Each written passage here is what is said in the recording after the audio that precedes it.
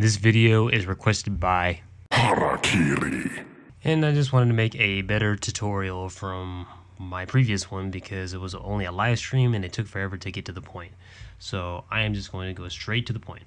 So if you're already familiar how to set up SFM, there's one thing I want to show you before you actually get started. If you so much as ever mess up one of the tablets when you're using the software, you could always go to Windows,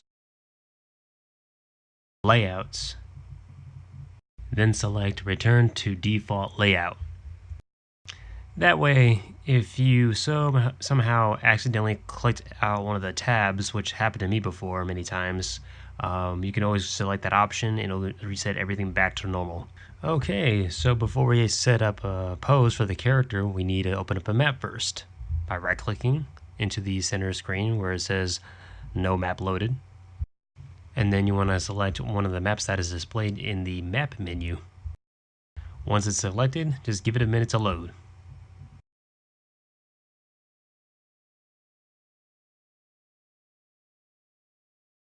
Okay, the map is loaded, but there's only one issue. There's no camera, and there's no models whatsoever. And the only thing that's working for as a camera is my work camera, which you could see on the far right. So what you're going to have to do is go to the animation set editor, right click it, and select new camera. So whenever you're going to upload a new model into the set, whatever camera you set it to, it's always going to appear in front of the camera that you created. So camera 1 will always place the model in front, which you'll see what I mean in a minute.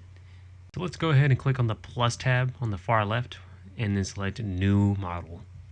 And this is where you find all your downloaded models from the workshop. Make sure you check the user's description, because usually they'll put the folder name or where you can find the location of the models.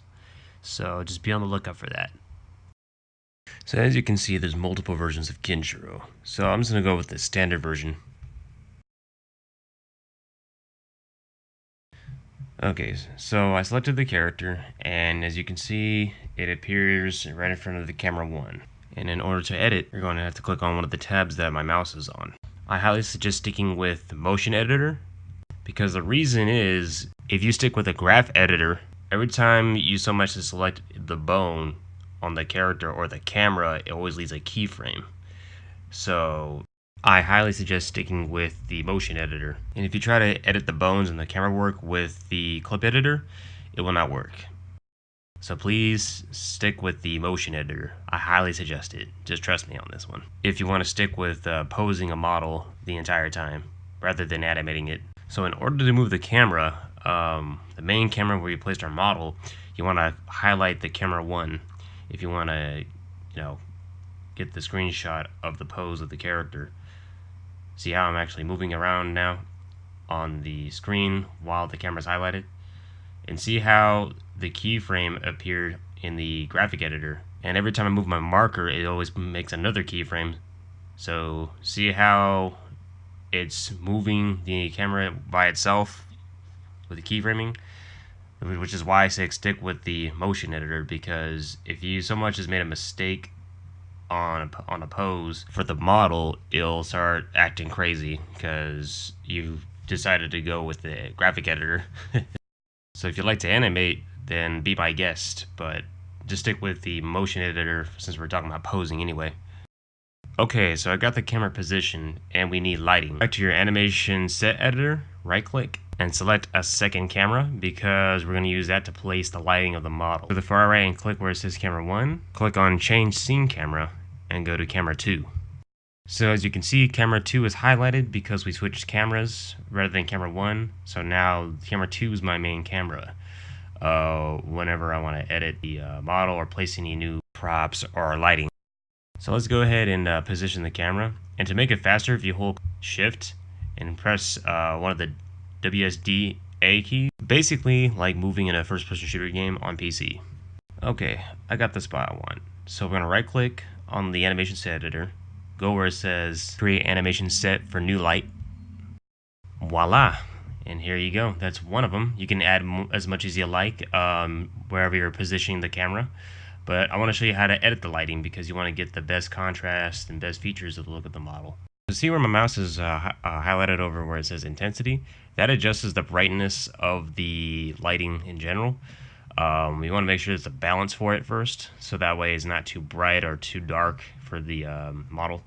Just like in real life when you're lighting, you know, when you're about to take a snapshot of someone in the studio. We're about to go back to camera 1 to show a difference of when we put lighting next to the model and see how there's more contrast for the character. So we want to try to experiment more with the lighting and the posing for the model. It's really up to you if you want to put as much detail as possible. Like if you want to like frame it on your wall, whatever, when you print it out. So it's really up to you. Now we're going to edit the model by posing it. Click where it says Kinshiro, plus button, where it shows all the parts for the model where you want to pose. Once you highlight it, you can adjust the eyes, the fingers, the face, the arms. This is just to pose specific parts that are not highlighted inside the model when you go to the motion editor. I'm just showing this specifically because if you want to change the eyes, you have to go to this, one of the features where it shows the orange text. You have to edit that manually inside the sliders that I was on when I was adjusting the eyes and the eyebrows and posing for the facial expression. Just for another tip, if you want to find the model, like this is say if I wasn't using this map right, and you have like a map that's like all over the place, you could go to your camera 1 or whatever camera you're about to use, and select that little circle thing that I just clicked on. Click on the model, and then every time I move my camera, it always keeps track of the model that I highlighted. So whatever you have highlighted, it keeps track of it no matter where you move your camera, and you can just instantly like zoom in until you find that model wherever it's been placed inside the map. Just want to let y'all know about that if you have a hard time looking for the model when you place it. Just make sure you unclick it when you're done. Otherwise, you're going to be stuck in that feature until the end of time. So while you're in work camera mode, you can also see the camera bone as well. The feature where it's aiming towards the character. You can also control the camera if you like, including the lighting, while you're in work camera mode. And see how I'm controlling control and shows the model's bones. So that's what you want to click on when you're controlling the posing, which is much easier than looking through all the bones in the list. It also highlights inside the list when you're selecting the bone inside the work camera mode as well. So think of it like controlling an action figure would be the best way to describe it, except you're doing it like, digitally. And in order to control what position you want the bone to be in, you have to select one of these things that my mouse is hovering above. It goes in the highlight on the bone. So I'm able to control it horizontally or vertically. And if I wanted to turn it, I could select that rotate feature, which is what I recommend when you want to, obviously turn the bones. But believe me, it's not as tedious as it looks what I'm doing on this recording. Once you figure all this out, it's really fun to do. I love using SFM because the fact that I could sit there and just, use the actual models from the video games rather than using an actual action figure, it's much more accessible because you don't have to worry about the, limitations of how you want to make the model to look like. You can make it look like it's fucking deformed if you want to. It's really up to you. If there's any requests of how you want to change the scale or change the colors of the model, just let me know and I will make a short tutorial for that as well. While you're editing the model, please stick with the work camera while you're in motion editor, because you want to make sure you don't lose that perspective of where you place the camera, the actual camera, on where you want to take the snapshot of the model, and especially how you contrasted it as well.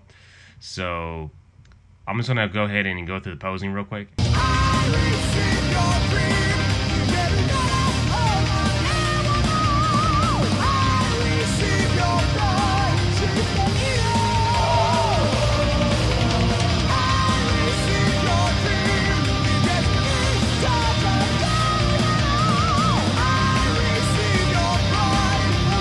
Okay, so now the posing is done. I'm just adjusting some of the hands real quick because I just want to make sure it's in a good perspective for the shot. Alright, so we're going to click on camera 2 because we want to add more lighting to the pose to give it that extra dramatic scene to it.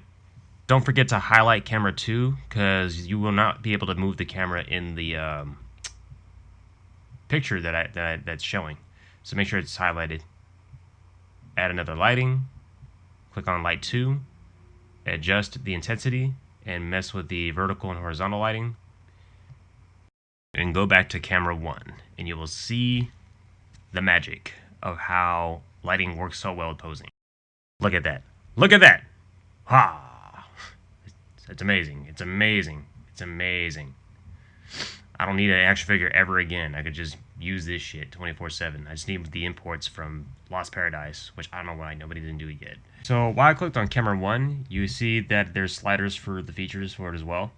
That's with every camera. And what I did is I clicked on the tone map editor, which basically is adjusting your light brightness from the camera. Also, SSOA strength helps adjust the shading and lighting for the model that you edited. So see how it's adjusting the shading and the lighting from high contrast to non-high contrast. That's to give it that cinematic tension to it. If you want to get really detailed and make some beautiful looking posters, then I highly suggest sticking with that as well. Okay, so now that we got what we want, I'm going to go ahead and save it real quick. And I'm going to go ahead and export it.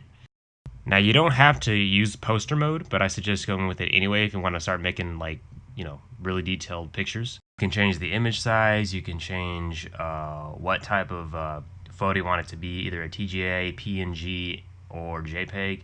And you can change the pixels to inches to make the image quality even more crispier if you like. But we're going to go ahead and save our image by clicking on the top right corner where it shows the square with the triple dots.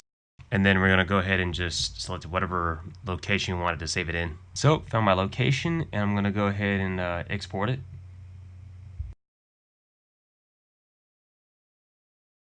While it's exporting, it's going to render out the best quality as possible on the clip editor mode. Make sure you're on the clip editor mode before you do anything, because if you go with motion editor, you're going to get the shittiest looking quality you might get. It's going to have that pixelated shading. So make sure you're on clip editor. Exported, so we're going to just find the image that we saved it on. There it is. Open it up. And voila. There you go. That is the tutorial how to make posing and, making high quality pictures for the posing for the model. Which doesn't really take long to do, is that the tutorials take forever to explain shit, so I just wanted to make it simple as possible for y'all. I hope it did help, and if you did, please don't forget to comment, rate, and subscribe. This is Himu Kim, and I am tuning out.